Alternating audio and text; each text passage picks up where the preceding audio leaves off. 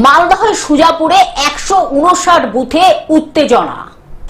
মালদহের সুজাপুর বিধানসভার 159 নম্বর বুথে উত্তেজনা। কেন্দ্র বাহিনীর বিরুদ্ধে অসহযোগিতার অভিযোগ, বিক্ষোভ।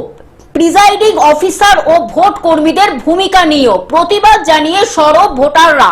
কেন্দ্র বাহিনীর সঙ্গে বচসা স্থানীয়দের। কেন্দ্র বাহিনীর ভূমিকা নিয়ে প্রশ্ন তুলে ক্ষোভ উগরে দিলেন তৃণমূল প্রার্থী সাবিনা ইয়াসমিন। যে পার্চিটা নিয়ে ঢুকছে, পার্চিটা তো চেক করার অধিকার নেই সিআরপিএফ জওয়ানদের। পার্চিটা চেক করবে প্রিজাইডিং অফিসারের লোক, ইলেকশন কমিশনের লোক।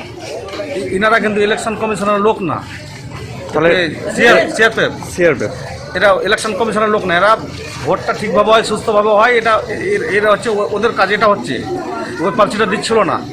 আমি অভিযোগ করলাম, গিয়ে অভিযোগ করার পরে দিতে এখন লাগলো।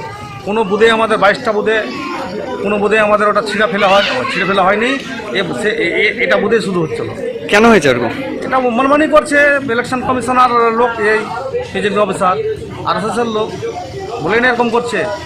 সুজাপুর বিধানসভার 159 নম্বর বেলতলা এসএসকে বিদ্যালয় বুথের ঘটনা। অভিযোগ, সকাল থেকে এই বুথে ভোটারদের পরিচয়পত্র যাচাইয়ের কাজ শুরু করে কেন্দ্র বাহিনী।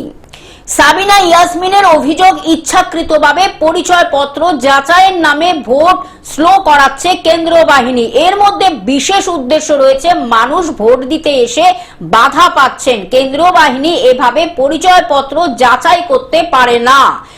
বুথে দেখছি যে সিআরপিএফ আই কার্ড দেখছি। এটা সিআরপিএফ এর আই কার্ড দেখার কোনো এখতিয়ারই নেই।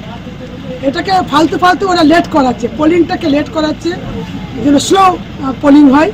সেটার একটা টেন্ডেন্সি, যেটা একটা এখতিয়ার নেই, যেটা দেখবে সেটা ভেতরে দেখবে। কেন এই উদ্দেশ্য, কেন তাদের? এটা ইন্টেনশনালি এটা করছে যে যাতে স্লো চলে, মানুষ বিরক্ত হয়ে যেন চলে যায় গরমের মধ্যে।